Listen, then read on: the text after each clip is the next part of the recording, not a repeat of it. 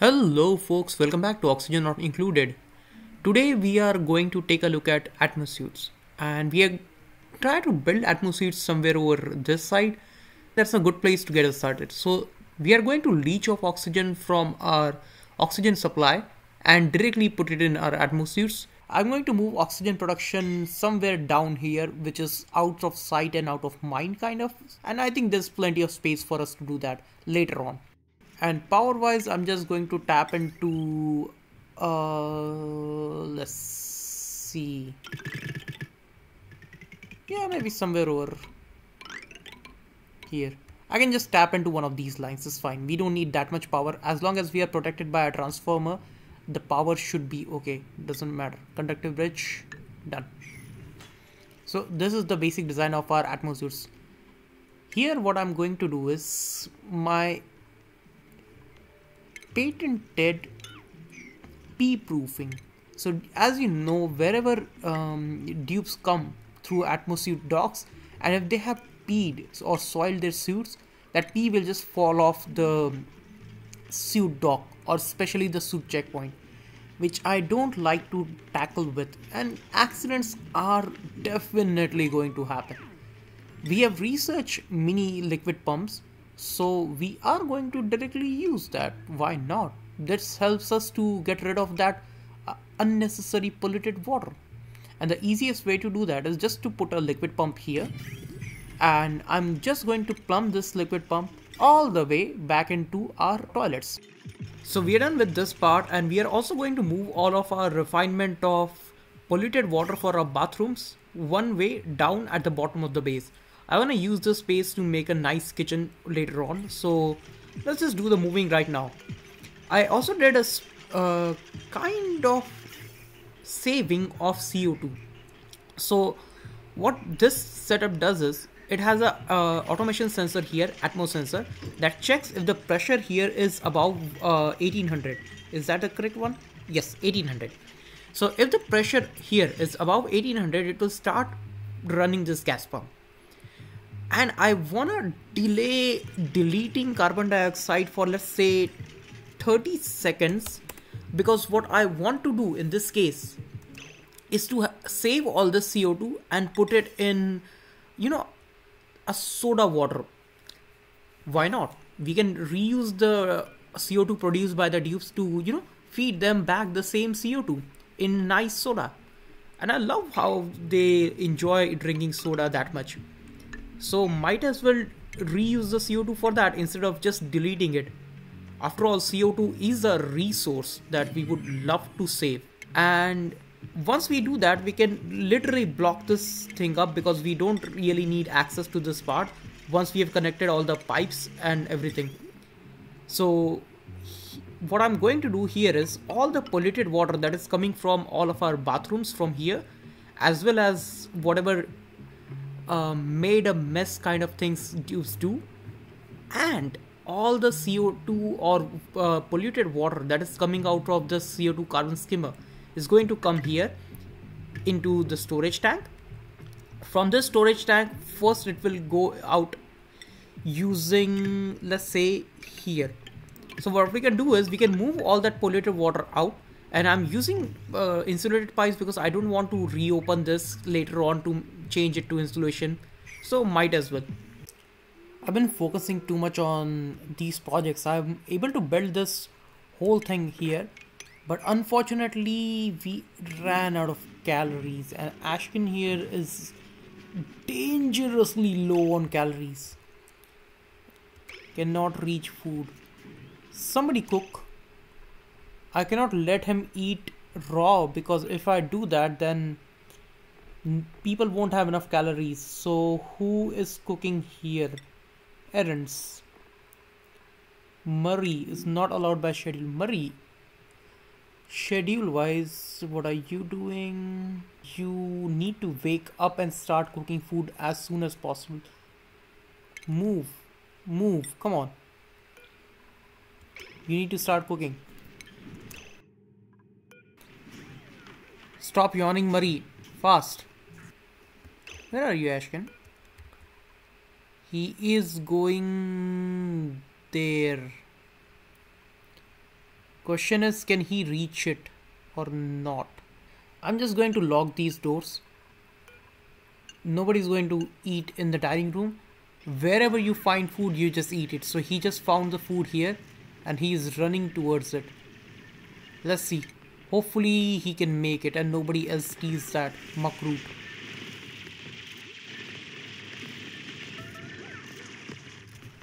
Yes, he is eating it. Standing and eating, but still, tragedy averted. Okay. People can go and back and to eating normally. I'm also going to do one more thing. Send Otto back to the previous planetoid, that is Flipponi. You can see there is a lot of sleet wheat here. And if you can just cook that sleet wheat, we should be able to get decent amount of calories in our dupes. So what I am going to do is make frost buns forever and teleport our farmer Otto there. Otto currently only has a need of how much is it? 4. And out of that he's already covered 3 from just being a duplicant, 1 from being farmer, and second from being learning the second skill. So he should be okay to live there. I'm just going to skill up Otto into grilling so that he can cook his own food when it goes there. It's good to have a presence on both planetoid because just one planetoid itself doesn't seem to be enough. Okay, Otto, you cannot do any grilling and stuff like that. Your whole job is to collect all the grapefruit seed. And how many calories you have? You have calories from meat. Oh, I think all of this got destroyed. That's okay. Otto, you can cook something for yourself. So priority wise, cooking is your first priority and doing other things is your second priority. Okay, 10,000 calories is not bad. Our research lab is back up and running. I just moved all of our water setup one tile up. We can clean this thing up and close this thing. We are already starting to prepare some of the atmosuits. We have queued up 6 atmosuits made out of copper. And we have queued up a little bit of copper refinement here at the bottom. We are just going to use the water from here and put it back down as we are doing with our steel. And I think this area next to the steam or this natural gas geyser seems like a pretty good candidate for being a steam room. So I'll just leave a couple of tiles here and start my steam room somewhere over here at this level. So give me a second while I lay out the area of it. I'm just waiting for atmospheres to come in. We already have 1 atmosphere is getting recharged. And once we have like 4 or 5 ones, I'm just going to assign skill points to everyone. So as you can see, everybody here has leveled up their skill points. So Nisbet, yes, you already have 4 skill points. You need 28 more. You need 7 morale, and you have currently 28. So I think you can easily afford to take the hit. So Nisbet, you are now atmosuits. You also need the correct hat. I forgot to give you the super duper hard digging cap. Nicola, you are currently helping us supply and stuff. We are stopped researching. So Nicola doesn't have anything other than science researching. And does he have machinery? No, not really. But still, I'm just going to assign it to Nicola. We can skill scrub him when needed. It doesn't really matter at this point. Harold, you do have skill points that you can spend. And we do need our ranchers to be able to get in and out of our ranches without getting suffocated with different gases. So that is there. Ashkin, yes, you can also get skilled up. Barney is also going to get skilled up. I am waiting for Barney to skill up 1 more to assign mechatronics operating. But for now, I think Steve will have to do, because Steve is the only one who can afford to do all of that. I am almost certainly going to skill scrub Steve out of mechatronics because it's a lot of skill points that we need to keep his morale up. But right now, everybody is getting assigned that. and Murray currently is not doing much. Murray is just supplying, so Murray is also going to get into exosuit wearing as well as grilling too. Yep, because right now we are short on labor. Going forward, we'll have enough labor to do everything that we want, but right now we are just short on it. And Ellie, yes, you can also get to exosuits. So we are going to take a big morale hit on each and every one of our duplicants, but all of them are now skilled to have exosuit wearing. Right now, Otto is the only one that I'm not assigning it to because Otto is on other planetoid just harvesting some food for ourselves. We are barely cutting the food threshold. That reminds me, where are you, Otto, and what are you doing? You are trying to status storing food. And what is this priority on the year? Okay, errands. Yeah, start supplying food to our main planetoid. We have a lot of sleet wheat that we need to export. Come on, Otto, fast. And where is the rest of the food gone? Yeah, we are consuming a lot of food here. Anyways, so he is going to supply the food and we are going to start preparing our steam brick. I'm just going to make it out of igneous rock. I think this is a decent level for it. It should run somewhere along this line. I'm going to integrate this geyser somewhat. Done. So this is our very mini contraption which allows us to pump unlimited storage in a smallish design. So what we did here is we have two gas pumps. One gas pump that is connected to this Atmos sensor, which says that if the pressure is above 1000, right now I'm just vacuuming this out, so that's why it's below. But if the pressure is above 1000, this gas pump will activate and it will send out all of this natural gas up this pipe. Okay, this pipe gets connected here and it basically tries to push all this natural gas up here using this bridge if it is getting consumed. If it is not getting consumed, then after this bridge it goes to here, that is a gas vent. And if you see here, there is like 948 grams of crude oil. So it should be somewhere above 500 and below 1000 to have infinite storage. And whenever this is like this, if a gas blob appears here, it automatically gets pushed up here. As you can see here, the pressure is 26 kilograms. Even though this vent normally goes up to 1.8 kilograms, this pressure can keep on increasing and increasing. And if you look at this gas vent, you can see average output is 101 grams per second and calculated average output is the same. I have a special mod, but now we don't need that mod because there is average output already. But in here, average output is 101 grams per second, and for this average output is 129 grams per second. So technically both of them cannot even run a full gas pump, because a gas pump can pump around 500 grams a second. So we have to have a lot of storage because this geysers will go dormant from time to time. As you can see, this one is going to erupt pretty soon. So that's why we have this infinite storage where all the gas from the geyser up top and the geyser below will come here, meet at this intersection. I'll just reconstruct this vent when this is fully vacuumed out, and it will go here and get stored permanently. And then we can continuously use this gas, or as long as we have this gas pump. And this will be our main entrance to our steam sauna. Later on, I'm also going to put I guess transport tube, so I should plan it out accordingly because I want to have a transport tube that directly lands tubes inside the sauna. So that's why I want to have this space for that. Yeah, it's okay. They can walk 2 extra tiles, that's fine for them. And we can just go out this way, so the transport tube network can go all the way here. I also left a little bit of space for transport tubes here, so then we can also use the transport tube and move it out this way. So I'm going to convert this whole area into a steam sauna up to here, and we have plenty of space to put our machineries once we go up to here. and then we can think of other things that we want to put inside. I'm just going to deconstruct some of this machinery and move all of this inside the steam room.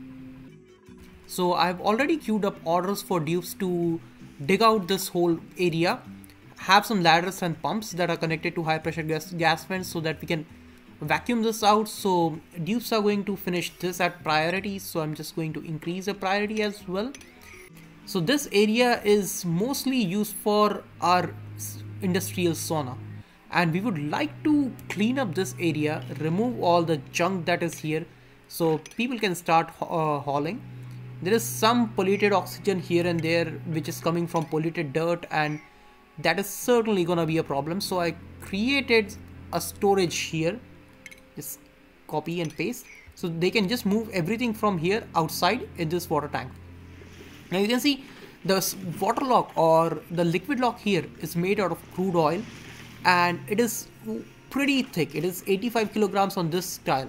So dupes can come in here and go out, and it should not break even if there is a big water spill and water is coming over here, because crude oil is heavier than water and it will always be at the bottom. Unless there is a crude oil spill that can go all the way up here. Here you can see there is naphtha. So the crude oil should not cross naphtha, it should just go here and fill up in this part. And you can see gas wise there's yet another vacuum here. So it's like a multi-vacuum lock. This will be vacuum, this will be vacuum, and heat should not get out of this part at all. In the meantime, while this is getting vacuumed and dupes are, cleaning up this area, I kind of want to work on a vanity project. So you can see here in the refinement, we have fertilizer synthesizer. What it does is it creates fertilizer out of phosphorite and dirt, but it will emit natural gas. It's not a lot, it's like 10 grams per second, but we need to put it in an environment where we can siphon up all that natural gas and pump it somewhere in one of our storage. So we need to add more pumps and stuff like that. I like to multiplex our designs. So we already have two natural gas producers, one is here and another one is here. So if we can put this next to one of these two geysers, that would be great. The best thing about this area is we already have dirt available because we want to grow mealwood. And these glossy Dracos already create phosphorite. So if we can somehow manage to squeeze this in here, we should be able to extract all the natural gas that is coming out of this machine, as well as feed this machine all the phosphorite and dirt it needs by multiplexing our design. So let me figure out how am I going to build this. So after a little bit of finagling, I am able to fit up everything that I need. There are 4 of these mealwood plants, and we have enough space to fit in refinery as well. So what I did here is this auto sweeper can access these 2 bins as well as all of these farm tiles. So one of these bins is going to have dirt and another one is going to store phosphorite. Priority is set to low, so they won't be stored by dupes in this case, but this one is a decent priority, so it will be stored by dupes. So this is our input to all of this system, just the dirt. This dirt will get fed to all these mealwood plants, and these mealwood plants will be eaten by these glossy Dracos. Now these glossy Dracos are going to be picked up using our automation, so I'm not connected to automation, so I'll connect to automation here, and 4 of these glossy Dracos will be picked up from here that are mature and moved to this farm. They can roam around this area, but they cannot cross to this threshold that is pure vacuum because there is a liquid lock here. You can also see if I turn on materials and I turn on liquids, you can see there is a blob of naphtha here, 2 kilograms of naphtha here, here and here. This is also a liquid lock. So everything is liquid locked. So all of these Dracos, glossy Dracos, should just stay here based on this drop off, and they will eat the mealwood and produce phosphorite. That phosphorite will get stored in this bin first, and once this bin is full, that phosphorite is going to be shipped outside just for storage. So here is the final output.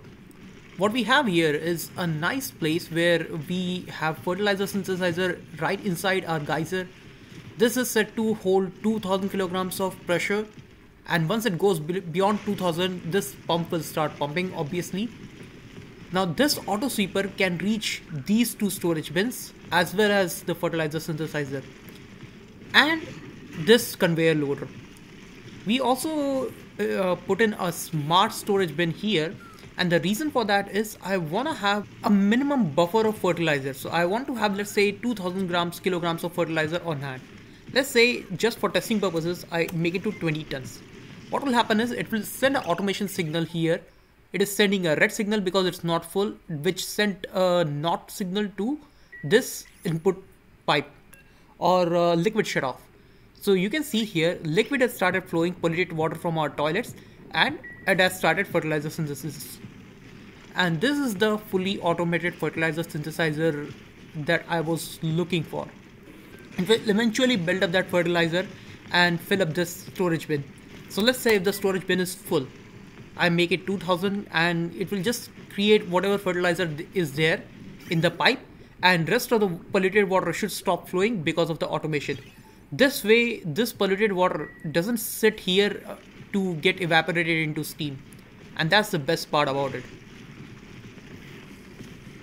Now, did I need it right now? Absolutely not. We are not doing anything with fertilizers. But is it fun to build some complicated system just for the hell of it? Most definitely yes. Okay, I can't help myself. This is a really good dupe. So Joshua here is buff. He has iron gut, so he's immune to food poisoning.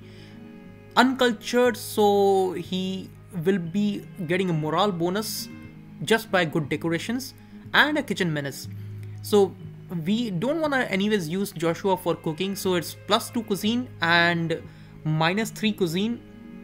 So it's -1, so it's not that bad. But he can get a really high morale if you just keep it outside on some planetoid where we don't have to worry about him. We can just leave him to by himself and he can just build, dig, cook and survive. So I think I'm going to take on Joshua against my good decision. So welcome Joshua to the team. Yay!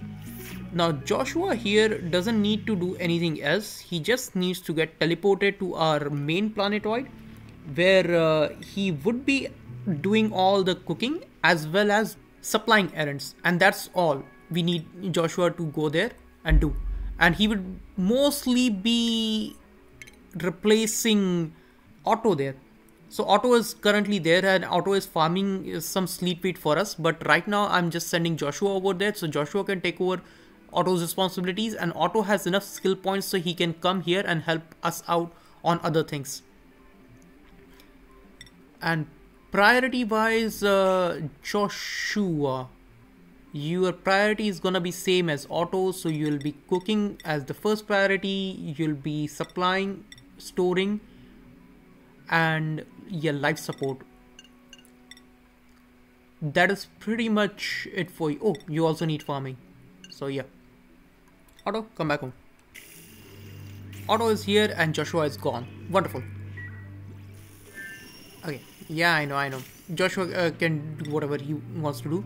And Otto, I'm just going to skill up Otto into Atmosuits.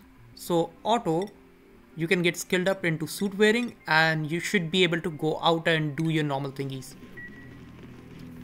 Great. In the meantime, we have finished up 2 big projects. So unfortunately, as usual, NVIDIA did not capture some of the footage, but still, I can do a decent job explaining, I think, in terms of what we did in our steam sauna. So first and foremost, we primed up our steam sauna by putting a bunch of water in it and boiling it using refining.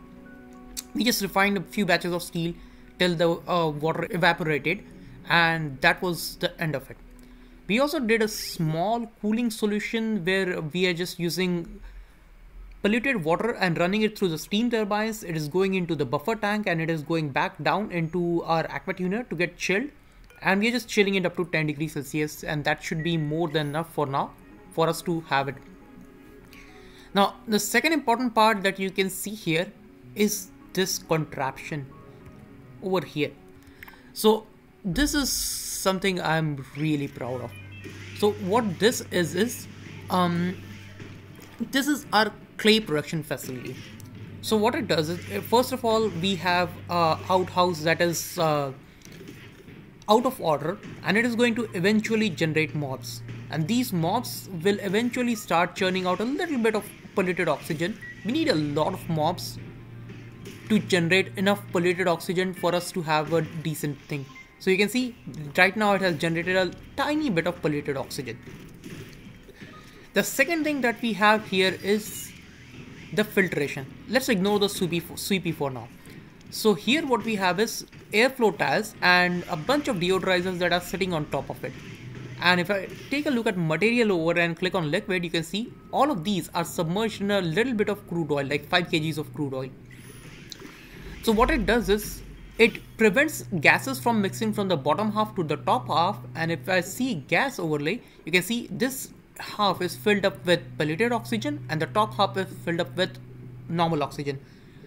So as soon as the pressure here goes above 500 grams, it will start all of these deodorizers. They'll suck up polluted oxygen from the bottom and put it back up top. And they can pressurize the room up top as much as they can. They would not get overpressurized or anything, and they'll keep on converting this oxygen, polluted oxygen, into normal oxygen. Now we can obviously use this normal oxygen, and I'm definitely doing that with this gas pump. As soon as we reach above 1000 grams, we just pump it outside and pump it into our base, and that's pretty regular thingy. This is just to prevent any polluted oxygen from getting into our base. If it detects any polluted oxygen by any accident, it will just pump it back on top of these deodorizers using high pressure gas vent, and that would be the end of it. Now the second important part about this bit is this sweepy. So what this sweepy automation is. So what we have here is a liquid pipe that will have polluted water coming in from our toilets, and it will get dropped down over here using this liquid sensor. This liquid sensor senses that if there is water below 20 kgs, it will keep on putting the water. And over time, this sweepy is going to sweep up that water and store it in the sweepy's top. Now, polluted water will not off-gas if you just leave it on the floor if the pressure is too high. And you need a lot of surface area for polluted water to off-gas to have a decent enough production. But the trick is, if you are able to bottle up this polluted water, it can off-gas really fast without needing that much surface area. So this automation basically does that. So once Sweepy has collected all the polluted water in his dock, this automation sensor kicks in. So this automation sensor is set to active time is 90% and duration is 52%. So over time it will activate. So let me activate it forcefully right now. So here is the automation. We have a cycle sensor which is going to activate a little bit of time during the day, and it was going to say, okay, AND gate, if we are allowed by the cycle sensor and there is no duplicate standing over here in this tile, then and then only open this gate. What this will do is it will allow duplicates to pass from sweepy to bottle emptier, which is set to sweep only and polluted water.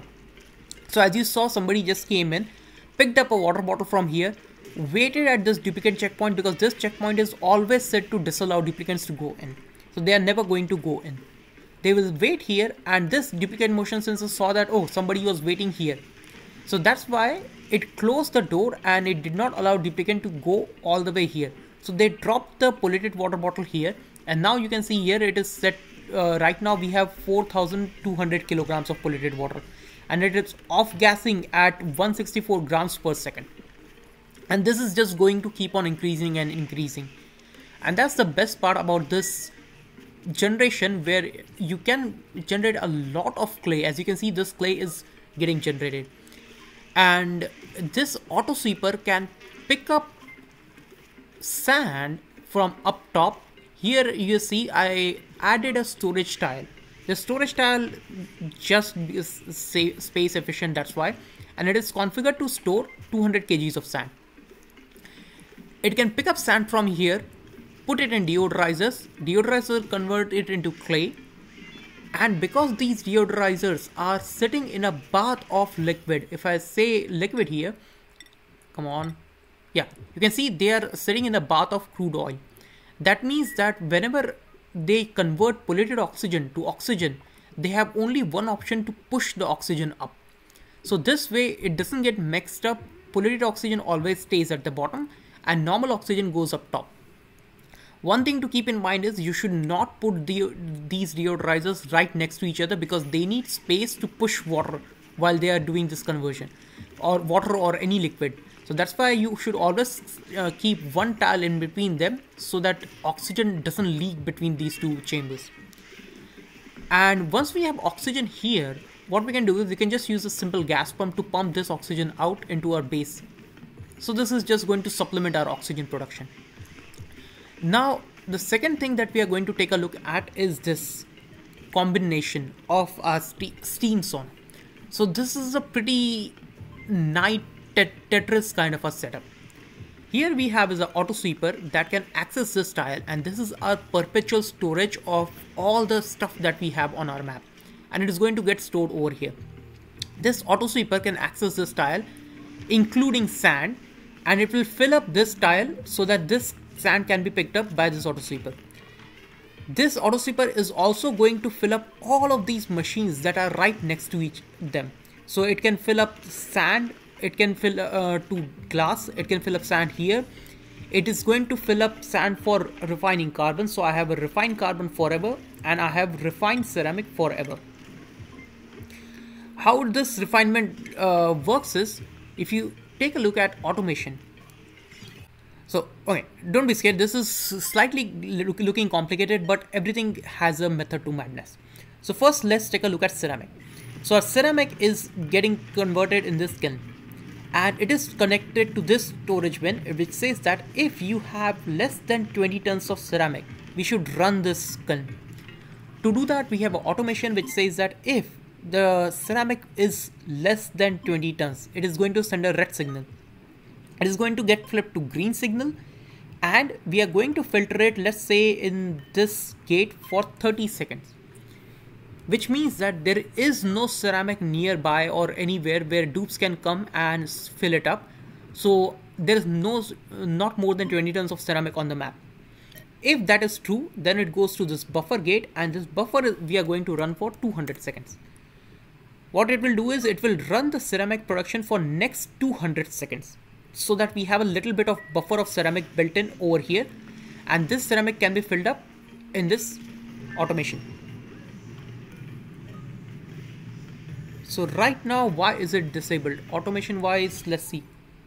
Oh, I forgot to connect it. My bad. Give me 1 second. So automation, I'll connect it through here. And somebody will come and build it. The next automation we have is similarly for our refined carbon. So refined carbon has the same automation where we are trying to store 2000 kilograms of refined carbon. If it is less than 2000 kilogram, it will run this kiln, and this kiln is constantly going to produce refined carbon. That refined carbon can be picked up by this auto sweeper, and this auto sweeper can fill that refined carbon into our metal refinery. This auto sweeper is also going to access all the eggshells and fossil that is going to be there, store it in here. Right now Harold is free, so Harold is doing that chore, but otherwise if people are busy, this auto sweeper can do that. And here we are constantly converting fossil to lime and eggshell to lime, which is going to get dropped on this tile. Now this auto sweeper can access that tile and fill that lime back into our metal refinery. We also have a bit of storage for refined metal, that is iron, and we have a storage for iron ore. And this way, these auto sweepers can pick up these two things and directly store in a metal refinery, which runs it, cools it, and just using a normal radiant steel pipes. Now we also have a little bit of automation for apothecary. Reason being, I want to have radiation pills for our duplicants, and radiation pills require you to have coal. Now we have coal coming here directly from our ranches, so might as well squeeze that in, I thought. So that's why we have this last automation where this auto sweeper can pick up coal from here, store to apothecary using this tile, and some duplicant can come in once I skill them up and build this radiation pills. Now radiation pill are going to drop right over here on this tile, and if it says that if there are less than 20 kgs, or I'll have to see what's the normal weight, so I want to have, let's say, 200 rat pills. So if it is less than 200, then it is going to start churning out rat pills constantly. But if it reaches 200, it is going to stop, and this is the same automation for buffer. So we are going to buffer it for 200 seconds. So we have a little bit of buffer of rat pills built up. So duplicants don't do tiny chores. And that is pretty much it. I think it's a good point to stop. We built out 3 interesting contraptions in this episode, 1 vanity project, and next episode we can take a look at some other problems like freezing our food. So I hope you folks like this episode. Hope to see you folks next time.